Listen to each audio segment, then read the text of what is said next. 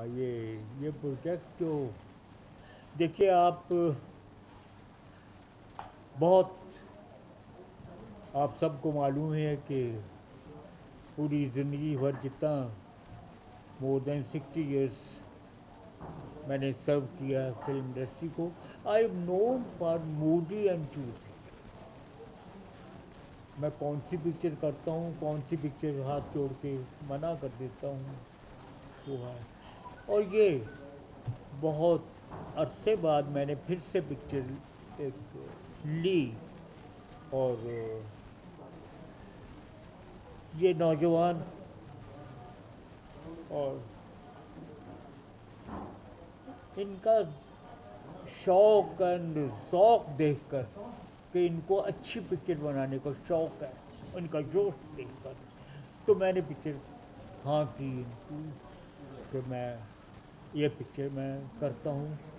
अल्लाह से, ईश्वर से दुआ की, और उधर से जैसे हुक्म आया हो ईश्वर की तरफ से कि यस ख़याम ये पिक्चर करो। ये जैसे बाणी आती है ना, ये पिक्चर मैंने इसलिए, और ये बहुत अच्छी कहानी है और म्यूज़िकल कहानी है, और यकीनन मेरे करने वाली पिक्चर है कि मैं इस पिक्चर का चैलेंज ले लूँ और इस चैलेंज को कबूल करके इंशाल्लाह I will give the best but मेरी नॉलेज है, जो कुछ मैंने अपने गुरुओं से सीखा है वो सब कुछ इसमें लगा दूंगा इस पिक्चर में। तो इसके ये बहुत अच्छी कहानी है, बहुत अच्छा। और इसके मेकर जो हमारे समझे प्रकाश जी हैं, प्रकाश भारद्वाज जी हैं, इनको मिलकर इनसे जब डिस्कशन हुई और फिर इनको मिले, राजेश जी से मिले, ये हमारे प्रोड्यूसर हैं, तो इनसे मुलाकात करने के बाद ही यानी बिल्कुल फ़ैसला कर लिया कि हम करेंगे। अब आपको ये भी तो मालूम है कि I am now 89 half way, 6 महीने 89 के 6 महीने ऑलमोस्ट हो रहे हैं, और भी इंशाल्लाह लग रहा है कि ठीक रहूँगा इंशाल्लाह। तो ये पिक्चर इसका जो हमने सोचा है इस पिक्चर के म्यूज़िक को, इंशाल्लाह आप सब मुझे दाद देंगे कि इस उम्र में भी हमने ऐसा काम किया है और परफेक्ट काम, उसमें कोई गलती नहीं होने देंगे। हम अपनी गलतियां खुद ही निकाल देंगे, उनको बिल्कुल सही कर देंगे। तो ये इंशाल्लाह ये पिक्चर का जो मेरी नज़र में वो जो कहानी बहुत अच्छी कहानी है। आप उसके ऑथर हैं आसिफा जी, कायनात जी, संजय कायनात, आसिफा कायनात। तो अगेन यंग ब्लड, और कहानी बहुत अच्छी थी, बहुत साफ़ सुथरी कहानी, और बहुत कुछ कहानी में कह दिया गया है। देखिए उनका हक है, क्योंकि इतने अरसा जो हमने गैप दे दिया, तो उनका हक है कुछ भी वो सोचें, उनकी सोच अपना सोच है, उन्होंने क्या सोचा होगा। और बल्कि एक दफ़ा तो ऐसा भी हुआ मेरे ख्याल 3 साल पहले कि ख़याम साहब इज़ नो मोर, 3 साल पहले ऐसा हाँ पता था, एक चैनल ने ये कर दिया, और दूसरे चैनल वाले मेरे पास कुछ बैठे हुए थे, कुछ कह लगे ये क्या कर रहे हैं।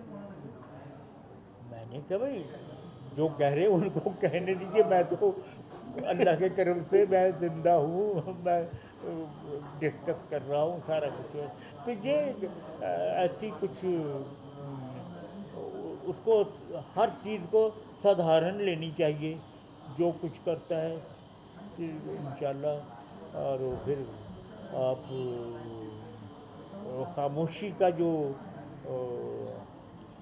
उसमें यूँ है कि सबसे बड़ा जो मुद्दा है हमारे म्यूज़िक देने का। फिल्म का नाम है गुलाम बंधु और इसे प्रोड्यूस और डायरेक्ट कर रहे हैं हमारे दोस्त प्रकाश भारद्वाज जी।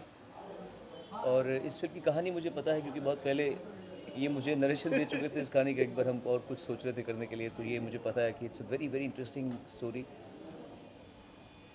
इतना मैं कह सकता हूँ कि जब ये फिल्म आएगी तो ये सबसे अलग दिखाई देगी।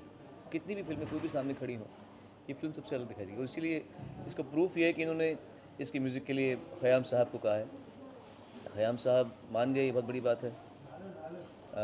उन्होंने अपनी ज़िंदगी में इतना कर लिया है ऑलरेडी, इतना अचीव कर लिया है कि अब वो किसी प्रोजेक्ट को अगर करेंगे तो उसके म्यूज़िक क्वेश्चन को देखकर, उसके साथ में जुड़े हुए लोगों को, उनकी काबिलियत को देखकर करेंगे।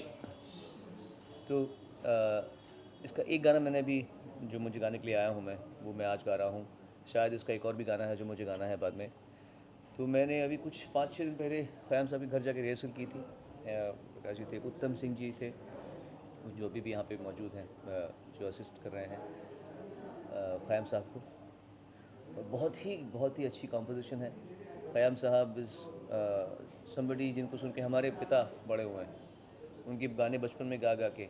तो ख़याम साहब इतने बड़े फ़नकार हैं जिन्होंने लता जी से लेकर रफ़ी साहब से लेकर सबका बेस्ट निकलवाया है। और उनके बारे में तलत अज़ीज़ जी से बहुत सुनता रहता हूँ मैं, तलत जी इनको बहुत मानते हैं। तो ख़याम साहब के साथ में जुड़ना ही मेरे लिए बहुत बड़ी बात है। अभी तक उन्हें सिर्फ मैंने सारेगामा जब मैं शो करता था टीवी पर, उस समय उनको मैं एज ए गेस्ट बुलाया था और मिलवाया था लोगों से, लेकिन आज पहली बार उनसे काम करने का मौका मिल रहा है। आप लोग हमें आशीर्वाद दीजिए। देखिए, इस फिल्म की कहानी को जब मैंने पहली बार पढ़ा था, ये कहानी आसिफ़ा कायनात शुभांकर जी की है और संजय शुभांकर जी जो उनके शौहर हैं, हस्बैंड हैं, उन दोनों ने मिलके इसकी कहानी, स्क्रीन प्ले और डायलॉग लिखा है। तो जब कहानी मैंने पढ़ी थी तो मुझे लगा था कि इस कहानी के लिए कोई उस्ताद म्यूज़िक डायरेक्टर ही चाहिए, और सबसे पहला नाम जो मेरे जहन में आया था वो ख़याम साहब का था। और मैं खुशनसीब हूँ कि ख़याम साहब ने इस कहानी को पसंद किया और उन्होंने हाँ कह दिया। और फिर जब हम ख़याम साहब के साथ बैठे थे, बातचीत कर रहे थे, हमने कहा कौन गाना गाएगा, कैसे, तो सोनू जी का जिक्र हुआ और ख़याम साहब बड़े खुश हुए। बोले सोनू जी के साथ मैंने कभी उनको गवाया नहीं है।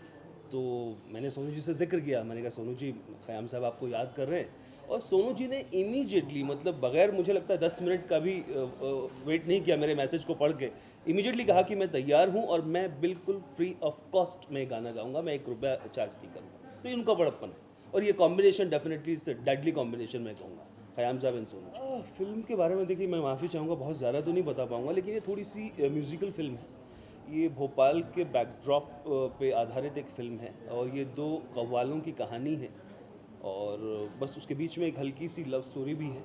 और कहीं अंडर करंट हम बगैर किसी को स्पीच दिए हुए कुछ कहना चाह रहे हैं आज के परिवेश में, आज के माहौल में, कि जैसा ख़याम साहब ने कहा कि थोड़ी सी हटके है फिल्म।